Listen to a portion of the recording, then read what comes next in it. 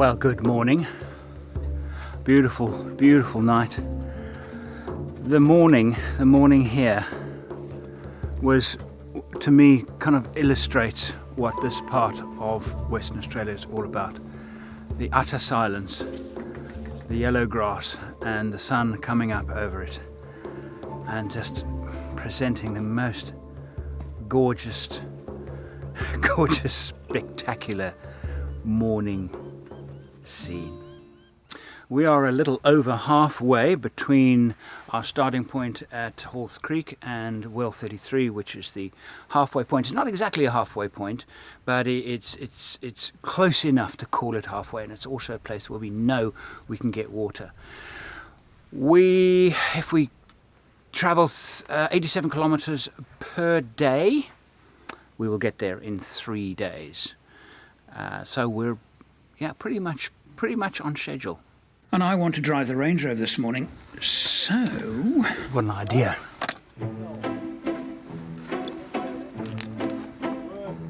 Range Rover spare keys. So I'm going to put the Troopy keys in there so he won't have difficulty finding them.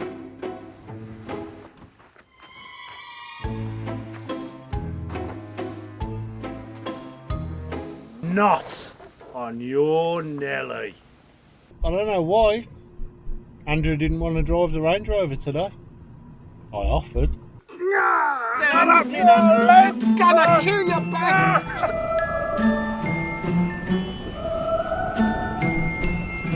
Established in 1996, 4xOverland is the world's first global overland expedition channel. Join us as we explore the world by four-wheel drive. This series is made in collaboration with the Off-Road History Museum, United Arab Emirates. Earlier in this series I mentioned that the Canning Stock route was a very, very tough route, and in fact if you had a breakdown you could lose your vehicle, and this wasn't just hype. This is not a very old Mitsubishi Triton, and well, it's abandoned. It looks like though this one might have rolled onto its side because the windscreen is gone and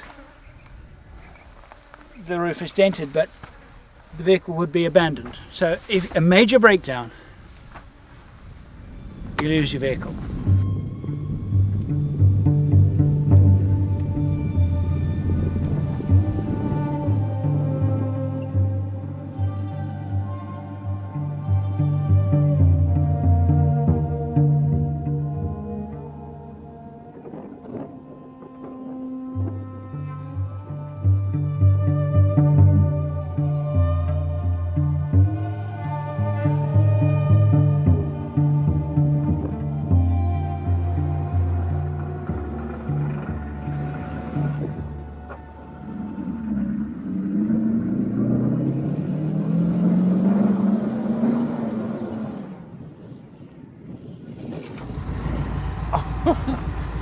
That much? No. Oh, God.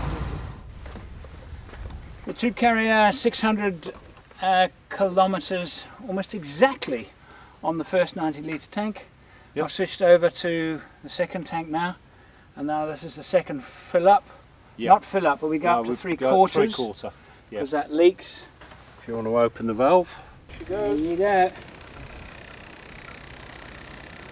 you should. We need something to Fuel.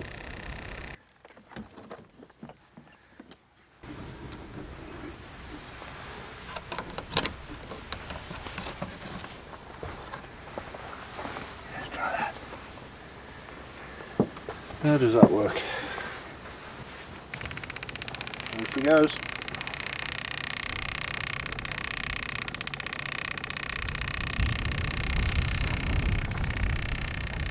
And We relax. should patent that. Yep. You get that'll make you a lot of money, that one. Fortune. Yeah. I could retire. Easily. No?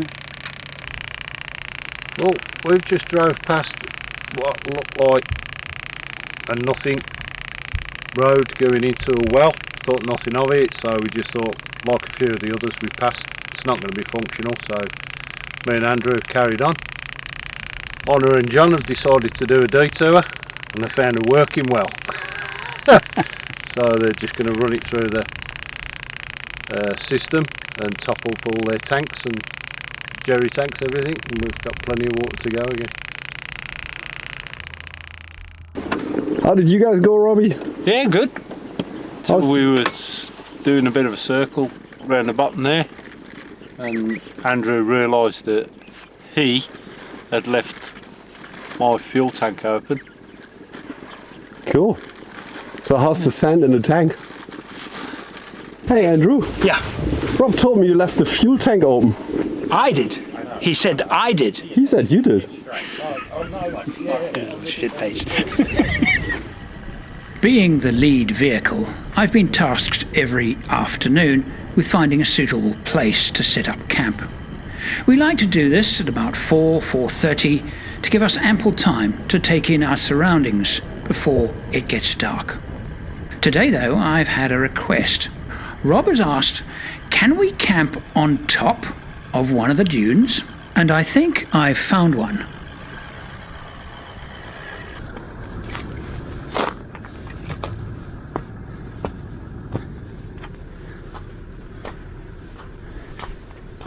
Quite easily go here because you can position the Troopy right in there Yeah, to get your level.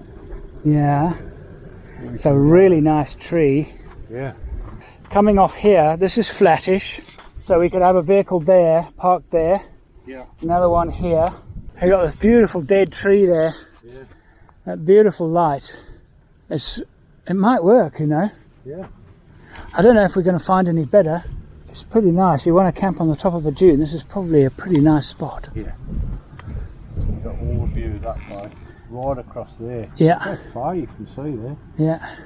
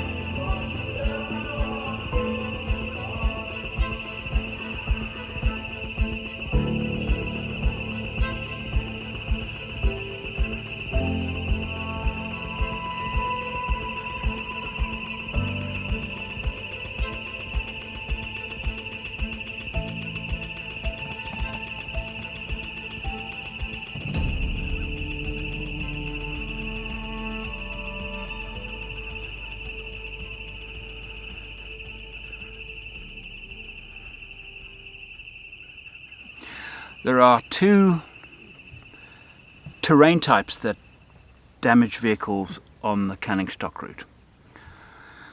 First are these dunes that we've been crossing, and what breaks the vehicle is the constant banging. Up a lot of the slopes you get these things that I like to call yumps. They're caused by vehicles trying to drive the tracks in two-wheel drive, and the wheels dig holes. And some drivers like to do two-wheel drive and then only go into four-wheel drive when they need it, which I'm vehemently against because it damages the tracks.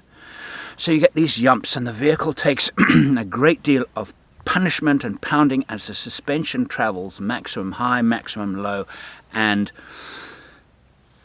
breaks the suspension, breaks shock absorbers, and the shock absorbers get incredibly hot when working a heavy load in terrain like this.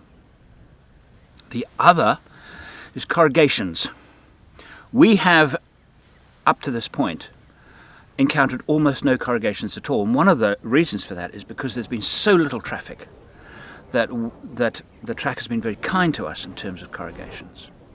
And in the southern portion of the track, I remember an entire day where it was brutal on the vehicles. We haven't seen the worst the Canning has to offer, I think. Hey Robbie, have you checked your freezer recently? Yesterday? No, you didn't. No. No, it's been a lot longer than that. I put something in there. Oh. I've tried to sabotage the Range Rover with extra parts. Do I want to look at this? It's definitely frozen by now.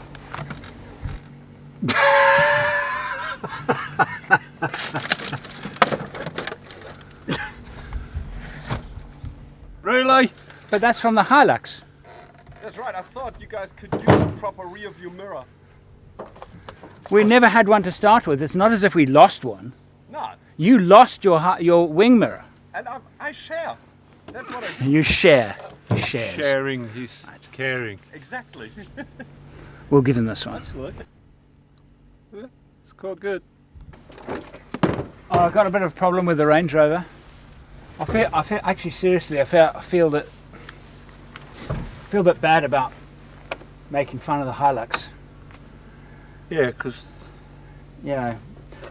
All right, let's see what we can do. I'm hoping that we'll find the remedy in here. There you go. you reckon that'll do it? We have a job. sticky door Good job. catch. Pretty good. Yeah? Yeah. Give it a try. do. Give it a try. First Fantastic. Well, thank you.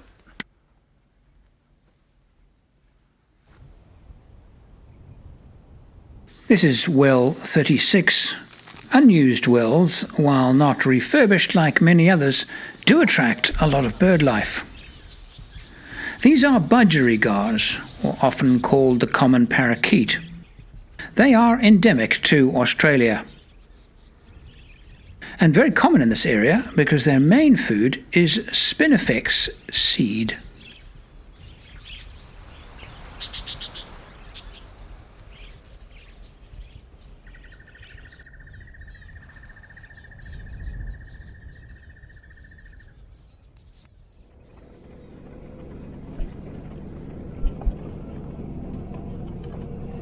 Every now and again between the dunes you come over into these valleys and you see these forests of, well, what kind of trees are they? The bark looks remarkably like pine. They have long pine needles and they have pine cones. So what trees are they? They're called desert oaks. I just stopped to take a break, but everybody like me is also now climbing underneath their vehicles to check for grass. We went through a very, very heavy grassy patch. I got a lot of, I'm not worried about that really. It's not serious. I'll sort that out properly later. The radiator is quite serious actually. I think at the halfway point I'm going to take the grill off and get some high pressure air on that and see if I can do a better job than just pulling it out with a stick or a bit of wire as I'm doing.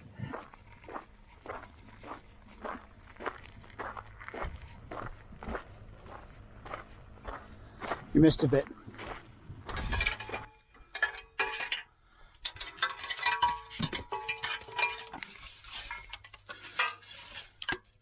You know, your hands work a lot better than a stick.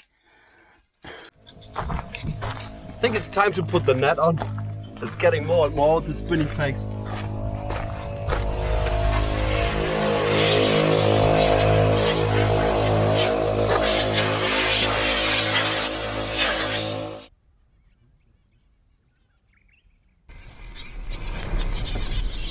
Well, that's the well 37.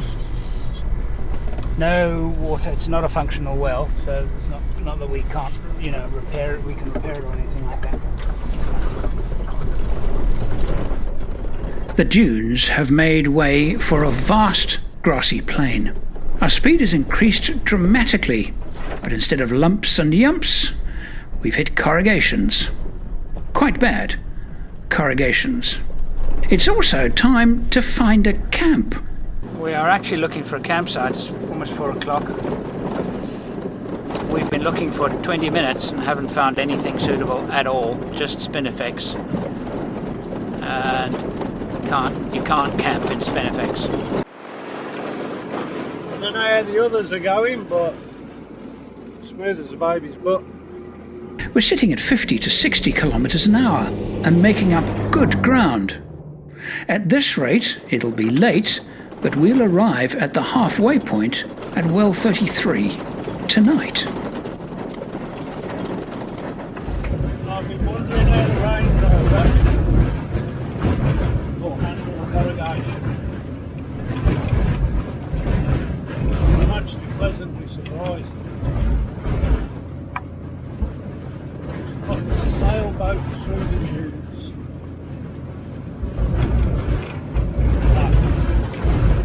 Not that bad. I thought it was going to be bad, but nah. Alright, not too bad at all.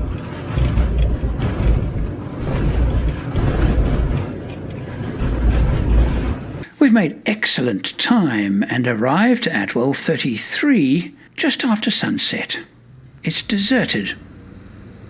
Rob seems to enjoy driving that Range Rover.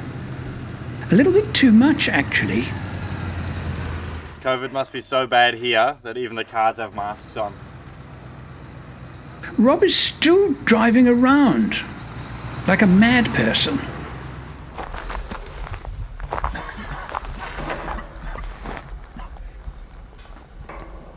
That's not optimistic. No water. Ooh, gave me a fright for a moment. I thought, no water here, and then the trip stops. We'd have to get water. But it's fantastic.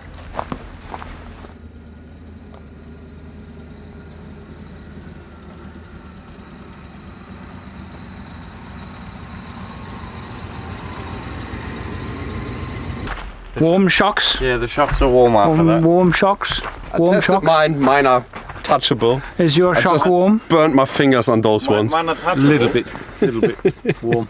Yes. And the shocks? I'm fine. It's like one of them desert ships just sailing through the. When I was last here, there were probably 50 people camped here. Because of course the track was open. And it's also on the mine road. This is an important point on the mine road. And there was no dunny. Thankfully they put a dunny here because people would just go and do their thing in the bush, and you could see the, it wasn't a nice place to go and do a number 2.